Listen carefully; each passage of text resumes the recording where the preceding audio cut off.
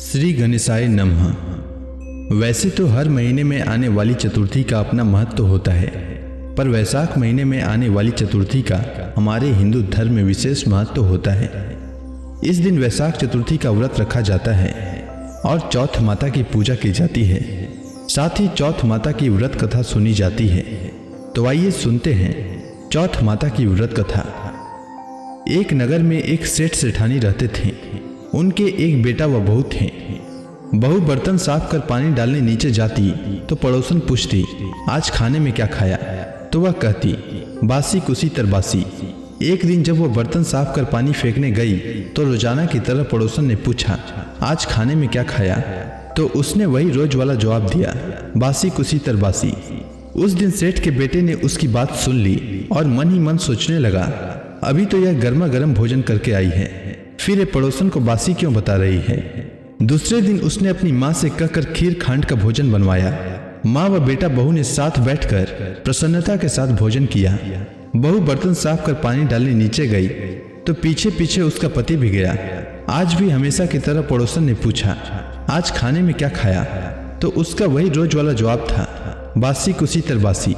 उसके पति को बहुत गुस्सा आया। रात्रि होने का इंतजार करने लगा। जब रात्रि में पत्नी कमरे में आई, हाथ पकड़कर बोला, मेरे सामने खीर खांड के भोजन करके आई है, फिर पड़ोसन को बासी भोजन क्यों बताया? तब वह मुस्कुराकर बोली कि यह आपके पूर्वजों की कमाई है।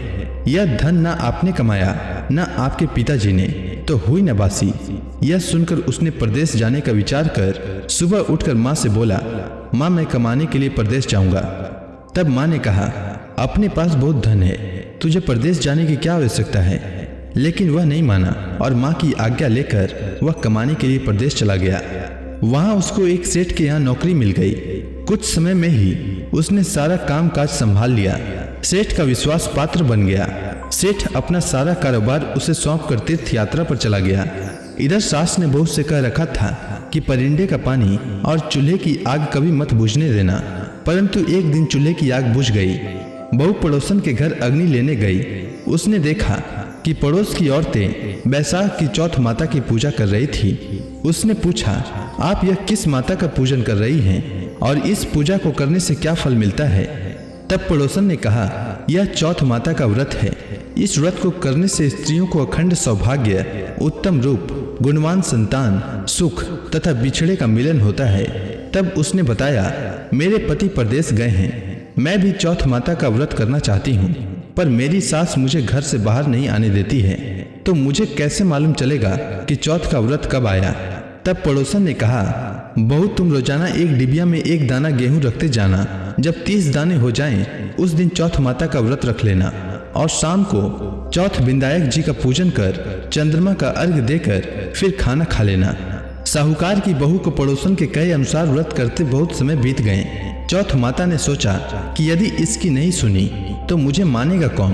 तब चौथ माता ने साहूकार के बेटे को स्वप्न में जाकर कहा कि साहू का बेटा सो रहा है या जाग रहा है? तो उसने कहा, ना सो रहा हूँ ना जाग रहा हूँ, चिंता में हूँ। इस पर चौथ माता ने कहा, चिंता छोड़ और घर जाकर तेरे परिवार को संभाल। तब साहूकार के बेटे ने कहा, मेरा कारोबार बहुत फैला है। तब चौथ माता बोली, सुबह उठकर स्नान ध्यान से निवृत्त हो, दुकान जाकर चौथ माता का नाम लेकर घी का दीपक जलाकर बैठ जाना।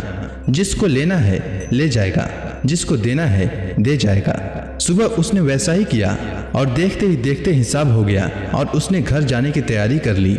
घर रवाना हुआ तो रास्ते में एक सांप अपनी 100 वर्ष की आयु पूर्ण करके दाह समाधि लेने जा रहा था। उसने उसको सिस्कार दिया।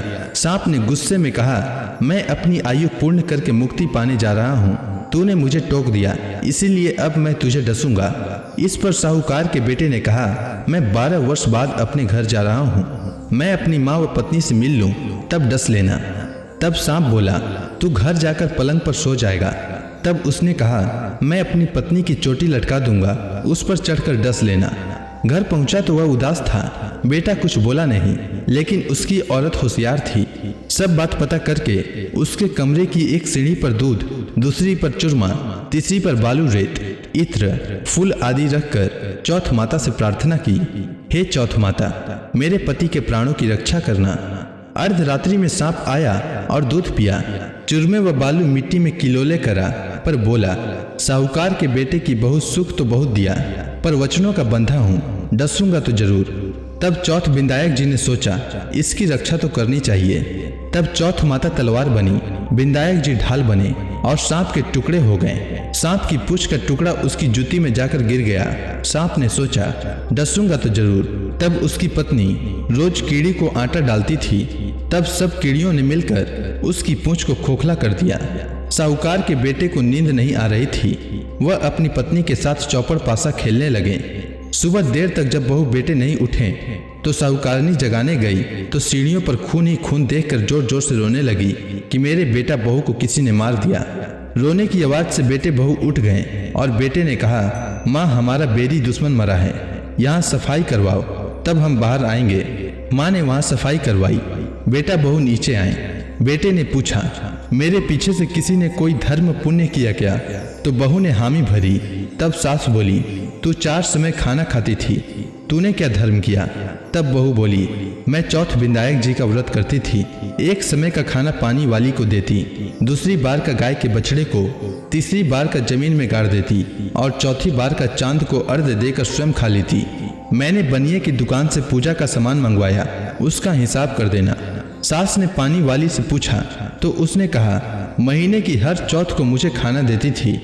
बछड़े के मुंह से फूल गिरने लगे। जमीन में खोदा तो सोने के चक्र मिले। बनिए से पूछा तो उसने अपना सारा हिसाब बताया। फिर बहू ने कहा, अब वैसाख की चौथ का उद्यापन करना है। सास बहू ने चौथ माता का उद्यापन धूमधाम से किया और सारी नगरी में कहलवा दिया कि सब कोई चौथ माता का व्रत करना, साल की 12 चौथ करना, 12 नहीं तो 4 करना, 4 नहीं तो 2 चौथ माता के व्रत तो अवश्य ही करना चाहिए। हे चौथ माता, जैसे साहूकारनी की बहू पर प्रसन्न हुई वैसे ही सब पर होना और सबकी मनोकामना पूर्ण करना। तो प्रेम से बोलिए चौथ माता की जय। उम्मीद है आपको चौथ माता की व्रत कथा अच्छी लगी होगी। धन्यवाद।